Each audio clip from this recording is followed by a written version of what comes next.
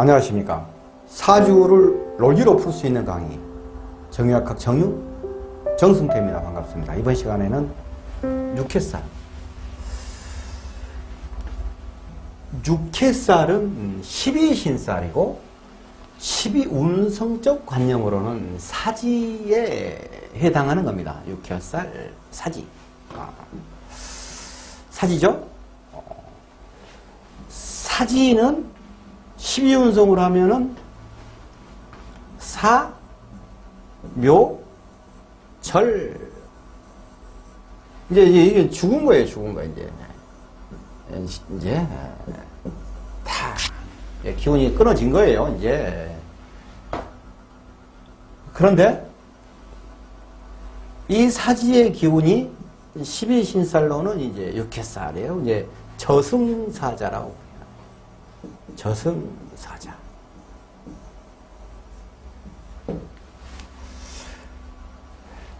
질병이고, 아무튼 문제점이 있는 거예요. 저승사자면서. 그리고 이제 자기가 저승사자는 아니니까 저승사자. 그러면 저승사자이기 때문에 자기 능력으로는 어떻게 할 수 없다 이거예요. 특히 자기의 상정 그룹인 육천그룹, 망신살, 육해살, 천살. 이 그룹은 모두가 마찬가지지만 특히 육해살, 천살은 항상 그런 것을 가진 시기랄지 그런 운이었을 때는 겸손하게 자기를 낮춰야 돼요. 낮춰야 돼요. 이러한 상황입니다. 행액이다, 질병이다, 고통이다, 저승사자다. 기문관계가 있으면 사지면서 육해면서 이제 그 기문관계랑 같이 엮어지면은 상당히 이제 그 귀신하고 같이 이제 고스톱을 치는 경우가 생기겠죠. 이걸 좀 이제 조심해서 잘 관찰을 해야 되는 그러한 얘기입니다. 이제. 자, 그리고 자, 보자고요. 만약에 해묘미 생이라고 했을 때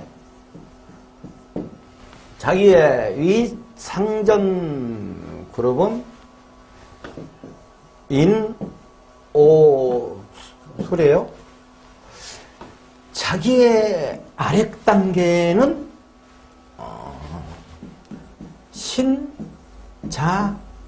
신자진입니다. 자기의 대척점에 있는 것은 사유축이에요. 이건 빨리빨리 나와야 돼요. 자기를 중심으로 지장화죠. 지살, 장성살, 화개살. 그리고 이제 아랫 단계는 이제 겁살, 연살, 도화살이죠. 반환살. 자기의 대척점에 있는 것은 이제 역마살, 재살, 월살. 여기에 이제 자기 삼정 그룹에 있는 것이 망신살, 육해살, 천살이 이렇게 있습니다. 지금 이번 시간에는 육해살을 할 거예요. 육해살.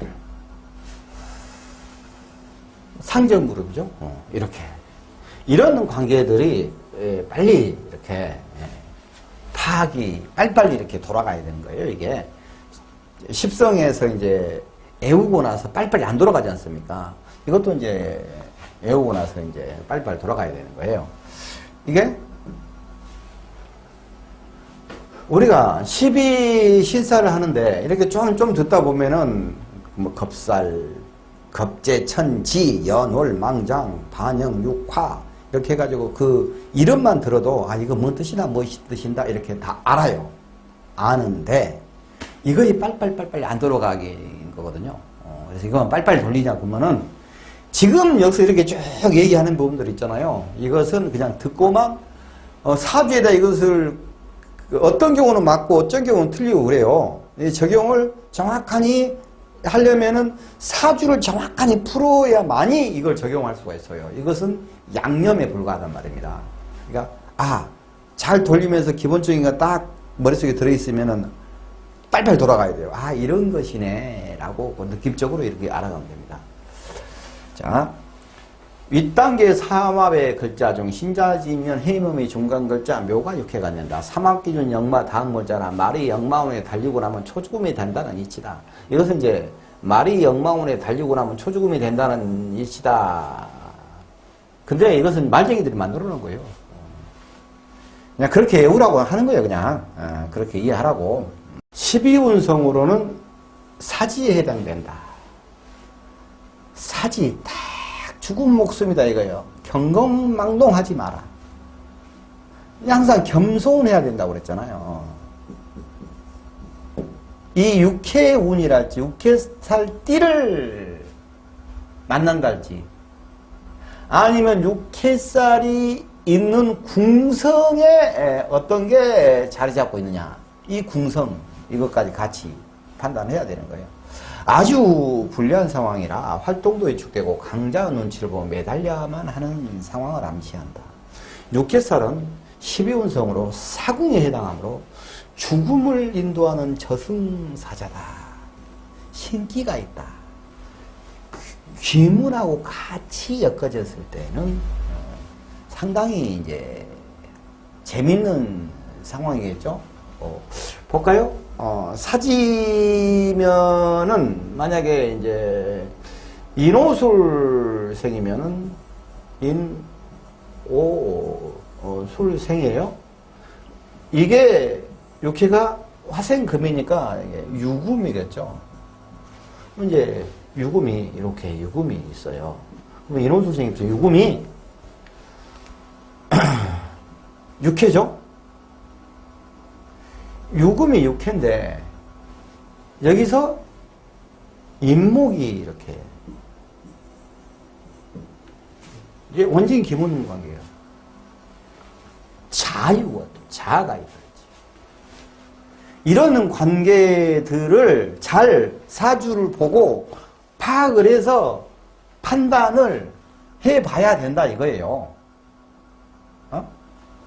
기문 관계에 있는데 그거 좀 몸도 아프지도 않은데 알 수 없이 이렇게 어쩝니다 하는 게 있거든요.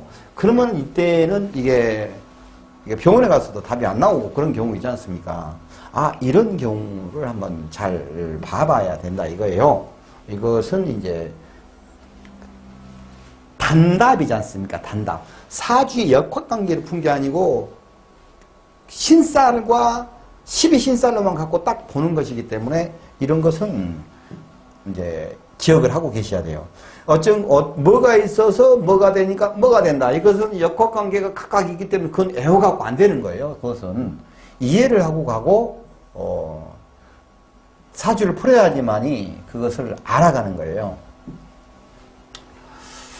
육해살은 저승사자로 맞서게 되면 화를 당하게 되면 무조건 고개를 납작해줘야 된다. 육해가 사지의 노임으로 육체 노동보다는 정신 분야가 적합하다.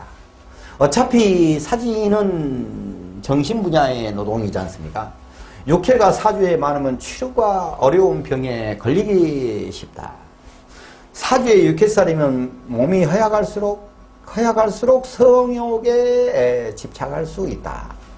자육해, 정신이상, 묘육해, 신경계통, 오육해, 기관지, 유육해, 풍질로 나타나기 쉽다. 사주 역학관계가 아니고 이것 같은 경우는 바로 신살로서 적용된 거기 때문에 이것은 그냥 기억을 하시면 좋습니다. 육해는 꿈과 희망을 접고 주연이 되지 못하는 불우한 별로 비유되기도 한다. 육해는 망가지고 버려진 것을 수거하여 재활용하며 사용한다는 의미도 된다. 사람을 보살피는 직업을 갖거나 봉사하는 삶을 통해서 액땜의 삶을 살릴 수 있다. 이런 경우가 있어요. 상담하다 보면은 싸가지고 이제 귀문이랄지 육해랄지 이런 게 엮어져 있어요. 그 사주가 뭐 관이냐 인생이냐 그런 관계없이 이런 것은 단답식이단 말입니다. 엮어져 있어. 그래서 보고는 내가 하는 말이 그렇게 얘기를 해서도 아니 본인이 귀신이라고 말하기는 좀 그래서 내가 도깨비하고 같이 짝짝꿍하고 노네요? 무슨 말씀이세요? 그래서 에? 아, 귀신하고 고스톱 친다고요? 웃으면서 그랬더만은 자기 꿈이 어쩌고저쩌고 한데 그러면서 사주 딱 엮어져서 보니까는 이런 경우는 정신과 의사 선생님 하면 딱 좋겠네요. 내가 그랬거든요. 근데 오 하면서 정신과에 정신과 그러니까 일종의 정신병원이죠. 병원에서 거기서 뭐 이제 간호 관련된 것으로 근무를 하고 계시더라고. 그래서는 뭐 직업이 어쩌고 딱 그것이라고. 딱 본인이 이것을 이렇게 하지 않으면은 본인이 여기 이제 여기 나서 여기는 환자들이죠. 여기는 지금 간호원들일 거 아닙니까? 여기는 간호원이고 여기는 환자가 있어. 그럼 본인이 이것을 간호원 그런 상황이 아니냐면은 본인이 이 안에 들어가 있을 수가 있다.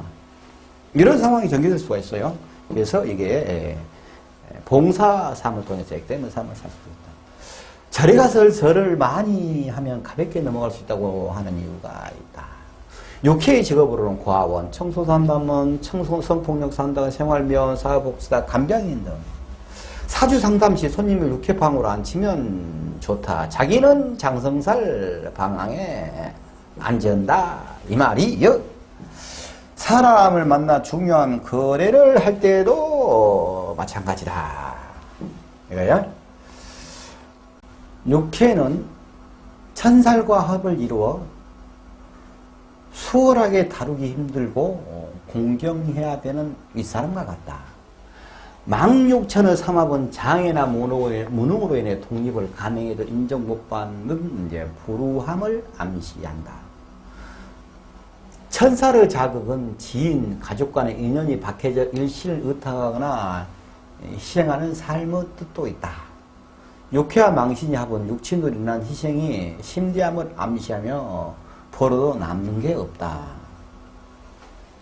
이게 사지하고 윗단계 그룹인 망육천 그룹이 상당히 이제 좀 자기로서는 어쩔 수 없는 그러한 것들을 당할 수가 있어요. 육회를 연살이 충이 오면 얼맹직단과 조직을 벗어나 독립을 감행한다. 이 육회에 묶여가지고 만약에 이제 자생이면은 육회가 묘란 말입니다. 근데 자생이면은 저기 이제 육회가 묘인데 자생이면은 신자지니까 사유축이에요. 이게 이제 연살이란 말입니다. 그럼 묘충해면은 이 사지를 육회에 이제 묶여서 무엇을 못하고 있는 경우가 있어요. 그럼 이렇게 딱 충해면서 이제 그것을 풀어나간다. 그러면서 자기가 독립을 감행한다. 이것은 사주 구조를 보고 얘기해야 되는 거예요. 육회와 역만한 병들어 죽는 물상을 짓는다. 병사의 조합은 무력하고 불리하다. 사주 구조상을 봐야 된다. 육회살의 운도 도화살을 중에 인기를 하락시키는 운인데 육회살의 운은 도화하고는 아까 이제 요 조화하고는 육회하고는 충관계거든요. 이렇게 도화를 해서 잘 나가고 있는데 육회에서 귀신 장난을 해가지고 땡 쳐가지고는 하락시킬 수가 있다. 인신사의 생의 육회사로를 만나면 생이 사로 변한 격으로 구설, 관제, 사고 등 불상사가 생긴다. 육회가 역마 동자하면 소식 불통이라 연살이 충할 때 회해영, 성사 등 난사가 해결된다. 연살이 육회를 상충하면 일단 지살과 역마가 움직임으로 활발해지는 운기가 실감된다. 육회 같은 경우는 자기도 천살도 마찬가지고요. 자기가 어쩔 수 없는 거잖아요. 근데 그것을 이제 운에서 딱 때려주냐 그러면은 이제 좀 일이 풀어진다 이런 얘기입니다. 사주에 육회살이 음침하고 비밀이 많으며 여명경우 산액이 따르고 자주 질병을 자주 얻는다. 도식된 여명은 아들을 낳을 때 상당히 조심해야 된다. 본인이 또는 이제 육회살이 있으면 이제 좀 이상이 있을 수가 있다 이거예요. 망자를 위한 모든 천도제 의식은 육회살 일진이 제일 길하다. 제사 방향이기도 하다. 육회살 날 천도제 지낸 거예요. 육회살이 저승사자지 않습니까?